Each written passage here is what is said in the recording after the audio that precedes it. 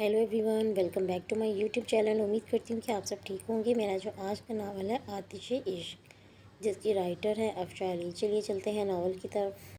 मुलाजमा थी मगर शफीक शेरेवली बेलौस और पुरखलूस की अम्मा जीजल में से एक पदराना शफीक बुजुर्ग मिल गई थी। वो भी उसे एक बेटी की तरह चाहती थी। तभी जूफी को भी इनके पास बैठना और इनके काम बढ़ चढ़कर करना अच्छा लगता था। आखिर इस ज़बरदस्ती की शादी में बड़ी बीवी और इस सीधी सादी देहाती लड़की का क्या कसूर था। इनके खलूस प्यार और अपनायत के बदले में इतना करना तो इसका भी हक बनता ही था। तभी बराबर में रखी कुर्सी पर सेल ही पुआ गुलफिश आपी की कॉल आई थी। इनसे बात करके इसके दिल का बोझ कुछ कम हो गया था। दही रानी, तेरी पुत्र शाह से कोई बात हुई? नहीं, नवेली कमवार को छोड़कर खुद शहर जा बैठा है। वो जो कॉल डिस्कनेक्ट करके बैठी थी, अम्मा जीजल की इस अचानक बात पर वो बौखला गई। वो अम्मा, अदा का नंबर भरजाई के पास नहीं, मैं कर लूँगी कॉल। दानिया ने बर वक्त बात संभाली तो इसने तशुक्र अमेज नज़रों से दानिया की सिर्फ देखा, जहाँ फैली मुस्कुराहट ने जूफी को किसी अपने के आसपास होने का एहसास दिलाया। बात सुन, नंबर ले, अदा का और भरजाई को दे। अम्मा जीजल के हत्या अंदाज पर चारों न चार दानी ने जूफी को नंबर दिया। जूफी चाह रही थी कि इसे बात ना करनी पड़े, मगर अम्मा जीजल के इसरार पर उसे कॉल मिलानी ही पड़ी। अस्सलाम वालेकुम जी, वो आप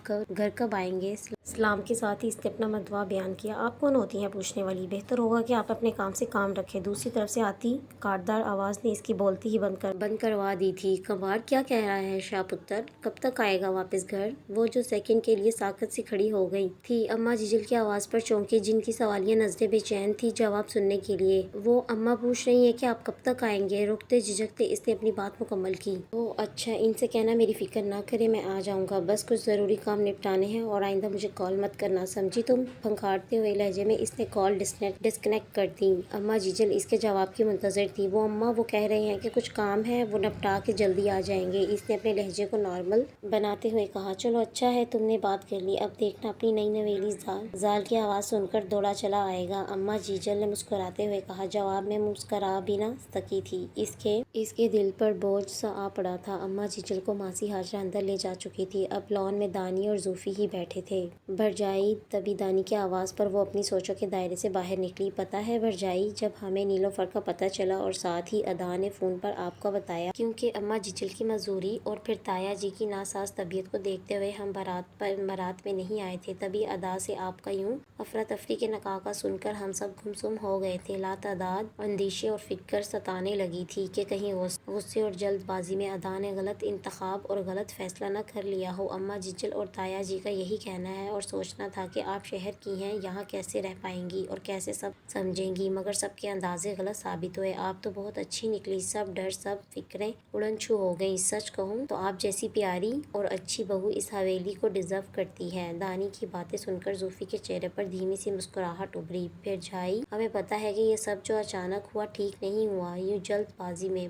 पर यकीन मानिए भरजाई, हम कभी आपके साथ कोई ज्यादती नहीं करेंगे। यहाँ आपको कोई तकलीफ नहीं होगी और तुम्हारा भाई जो मुझे तकलीफ देगा, मेरे साथ जो ज्यादती कर गया, इसका अजाला कौन करेगा? सूफी ने दिल में सोचा। अच्छा भरजाई, मैं सोच रही थी कि रवायती दुल्हनों की तरह आपका 16 सिंगार नहीं हुआ, इतनी अफरा तफरी में शादी हुई कि ना मुझे अपने अरमान निकालने का मौका मिला और ना ही आपको मेहंदी लगाने का। तो क्यों ना एक बार फिर से आपको दुल्हन बनाया जाए। दानिया अपनी बात कहकर फौरन उसे पेशतर भाग खड़ी हुई। जूफी जो इसकी बातें गौर फिक्र से सुन रही थी, इसकी आखिरी बात ये चौंकते हुए इसके पीछे लपकी। इधर आओ, मैं तुम्हारे सारे अरमान निकालूं।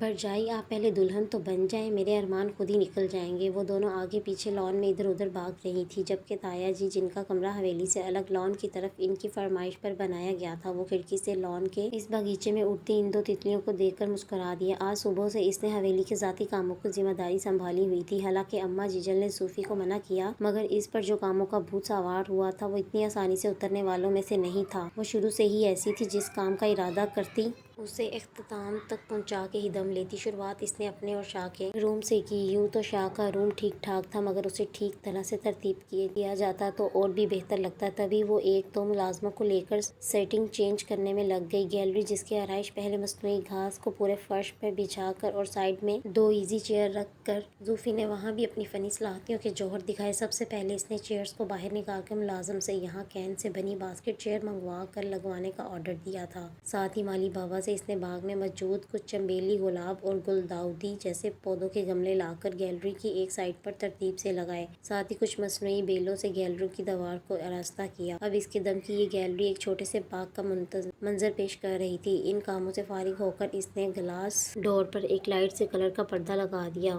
ملازمین کے ساتھ ساتھ دانیہ نے بھی اس کی چینجنگ کی کافی تعریف کی۔ پھر وہ نیچے آ گئی، پہلے سوپ بنا کر اماں جیجل اور تایا جی کو بھجوایا اور پھر کچن سے شیف کیبنٹ سب خالی کرا کے مسالے کے جار اور باقی سب سامان کو اپنی ترتیب سے رکھوایا۔ کچن میں اس نے منی پلانٹ رکھوا کر بہت خوبصورت سا تاثر دیا تھا۔ یوں سپہر تک وہ اچھی خاصی مصروف رہی۔ لنچ کر کے فارغ ہونے کے بعد اس نے اپنے کمرے کا رخ کیا۔ اس کا موڈ تھا کہ وہ ایک فریش بات لے کر کچھ دیر آرام کرے گی۔ اماں جیجل کے دیے ہوئے سوٹوں میں سے اس نے ایک پیازی رنگ کا خوبصورت سا سوٹ نکالا جس پر ہلکی ہلکی سی سندھی کڑھائی ہوئی تھی۔ نہانے کے بعد اسے اپنا آپ کافی ہلکا پھلکا اور فریش محسوس ہونے لگا تھا۔ تبھی اس کی پلکیں بوجھل ہونے لگی۔ اس کی آنکھ روم کے ڈور پر ہونے والی ہلکی ہلکی سی دستک پر کھلی۔ وہ دروازے کی جانب بڑھ گئی جہاں دانیہ موجود تھی۔ بھرجائی وہ جو دروازہ وہاں ہوتے دیکھ کر بولنے لگی تھی۔ صوفی بھی نظر پڑتے ہی چپ ہو گئی۔ واہ بھرجائی، بڑی سونی لگ رہی ہو آپ تو، بس ذرا سی کمی ہے۔ اس کا ہاتھ تھامے اپنے روم میں لے آئی۔ ارے پہلے بتاؤ تو تم کیا کہنے آئی تھی؟ صوفی نے اس کی جانب دیکھتے ہوئے پوچھا۔ وہ بھی بتا دوں گی، پہلے جلدی سے فریش ہو کر آئیں، میں ویٹ کر رہی ہوں آپ کا۔ دانی صوفی کو واش روم کی جانب دھکیلتے ہوئے بولی۔ فریش ہونے کے بعد جب وہ باہر آئی تو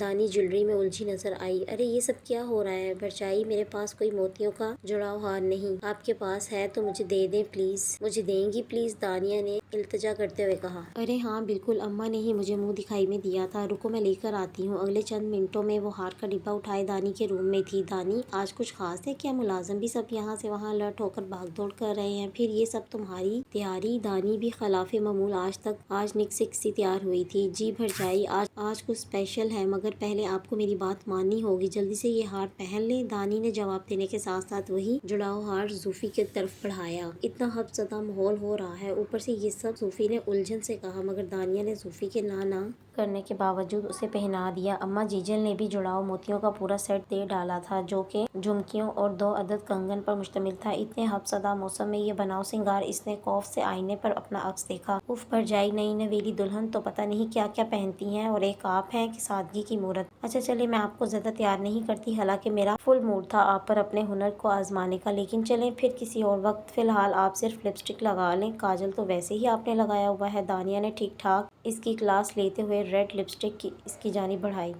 اوف یہ کلر نہ بابا، یہ اتنا تیز چبھتا ہوا کلر، آئی ڈونٹ لائک۔ صوفی نے فوراً انکار کر دیا، جس پر دانی نے ناراضی جتاتے ہوئے منہ پھلا لیا۔ ایک ہی تو یہاں اس کی سہیلی تھی، وہ کیسے اس سے ناراضی برداشت کرتی؟ تبھی اس نے لگا لی۔ تبھی فرت مسرت کے مارے دانیہ اس کے گلے لگ گئی۔ اچھا بس ہاں، یہ لاڈ پیار بعد میں، اب اصل بات پر آؤ جلدی، صوفی نے تھوڑا رعب جتاتے ہوئے کہا۔ ہائے ربا بھرجائی، آپ تو سچ مچ فلموں والی بھرجائی لگ رہی ہو۔ اچھا نیچے چلیں، ساتھ ہی پھر خود دیکھ لیجیے گا۔ جب وہ اس کے ہمراہ نیچے موجود بڑے سے ہال نما ڈرائنگ روم میں داخل ہوئی تو حیرت و خوشی سے اس کی آنکھیں کھلی کی کھلی رہ گئی۔ دہی رانی آ جاؤ بیٹا، اماں جیجل کی آواز سے ہال میں آئی تو میں ممی پاپا کہتے ہوئے اندر کی جانب بڑھی۔ ممی پاپا سے ملتے آنسو بخود آنکھوں کی پلکوں کی قید سے آزاد ہو کر اس کے گالوں پر بکھرنے لگے۔ دل کا بوجھ ہلکا سا تو اس نے اپنے سامنے نظر دوڑائی۔ پتہ نہیں کس وقت وہ آیا تھا، شاید تب جب وہ سو رہی تھی، اور اب ایک ٹانگ پر دوسری ٹانگ چڑھائے سامنے صوفے پر برجمان مہذب بنا بیٹھا تھا، جیسے اس سے زیادہ شریف اور معصوم انسان شاید ہی کوئی اور ہوتا۔ یہاں پرتکلف ڈنر کے اختتام پر وہ حیران تھی کہ اتنی سب تیاری اتنے کم وقت میں کیسے ہو گئی، جبکہ کچھ بازاری آئٹم بھی تھے کھانے میں۔ ڈنر کے بعد جب چائے بنا کر وہ سب کو سرو کر رہی تھی، تبھی تنہائی پا کر ممی نے گھما پھرا کر سب کے رویے کے بارے میں دریافت کرنا چاہا۔ اسے شکایت ہوتی تو کہتی نا، دانیہ، اماں جیجل، تایا، حتیٰ کہ ملازم تک سب اتنے اچھے اور پرخلوص لوگ تھے، پر جیسے ہی اس کے لبوں پر شاہ کا نام آیا تو فوراً اسے پیشتر ممی نے کہا، ہاں بیٹا میں جانتی ہوں، سب تمہارے پاپا سے میں بہت لڑی تھی، آخر ایسا ظلم میری بیٹی ہی کے ساتھ کیوں؟ اپنے گاؤں کے رسم و رواج کی پھینٹ میری لاڈلی بیٹی کو کی چڑھا دی، مگر جب اعظام ہمیں لینے گھر آیا، ہم سے ملا، پھر راستے بھر اس کی باتیں، ہمارے لیے اس کی نظروں میں عزت اور احترام دیکھ کر مجھے بھی تمہارے پاپا کے انتخاب پر فخر ہوا، اور پھر باقی اندیشے تمہاری نند بیجی وغیرہ سے مل کر دور ہو گئے۔ تمہیں یاد ہے نا کہ میں اکثر کہا کرتی تھی، کاش میرا بیٹا ہوتا، آج اعظام سے مل کر یہ خواہش پوری ہو گئی۔ کیا کوئی ماں باپ ہوں گے اتنے خوش نصیب جنہیں اتنا اچھا گھرانہ اور سمدھیانہ ملا ہو اپنی بیٹی کے لیے؟ یوں تو تو گلفشاں کا شوہر بھی بہت اچھا ہے، مگر مجھے اس کی طرف سے کبھی ٹینشن نہیں لینی پڑی، کیونکہ سسرال نام سے اس کا سامنا ہی نہیں پڑا۔ تمہاری طرف سے بہت پریشان تھی اور یہاں آ کر میری سب فکریں خوشیوں کے رنگین پانی سے دھل گئیں۔ بیٹا، جوڑیاں تو اوپر والے نے پہلے ہی بنائی ہوتی ہیں، بس شاید قسمت میں تم دونوں کے ملن کا ساتھ یوں ہی لکھا ہوا تھا۔ مگر سچ پوچھو تو یہ ملنسار اور سادہ لوگ بہت اچھے ہیں، ہم سے بھی زیادہ انہیں تمہارا خیال ہے۔ سب کے لہجوں میں تمہارے لیے پیار اور مان ہے، لیکن پھر بھی تم یہاں مس فٹ ہو، تکلیف میں ہو، کوئی شکایت ہو تو بول دو، مگر بس ایک التجا ہے، ہمارا بھی مان رکھنا، کیونکہ یہ شادی جو اتفاقیہ طور پر ہوئی ہے، مگر اب یہی وہ ڈور ہے جسے تھامے رکھنا تعمر تمہارا فرض ہے اور ذمہ داری بھی۔ مجھے اپنی سمجھدار بیٹی پر پورا بھروسہ ہے۔ ممی کا لہجہ راحت دسا تھا، جبکہ زوفی کے ہونٹوں پر مچلتی شکایت دم توڑ گئی۔ چاہنے کے باوجود بھی وہ کچھ نہ کہہ پائی۔ رات گہری ہونے سے پہلے وہ لوگ نکل گئے تھے، کیونکہ آج موسم کے تیور بھی کچھ ٹھیک نہ تھے، اور پھر انہیں چاچی نورا کی طرف بھی جانا تھا۔ جاتے جاتے وہ کافی سارا سامان، کپڑے، جیولری، زوفی کی سب فیورٹ چیزیں وغیرہ دے کر گئے تھے۔ میں نیکسٹ ایپیسوڈ جلدی اپلوڈ کروں گی، تب تک کے لیے اللہ حافظ، اپنا خیال رکھیے گا۔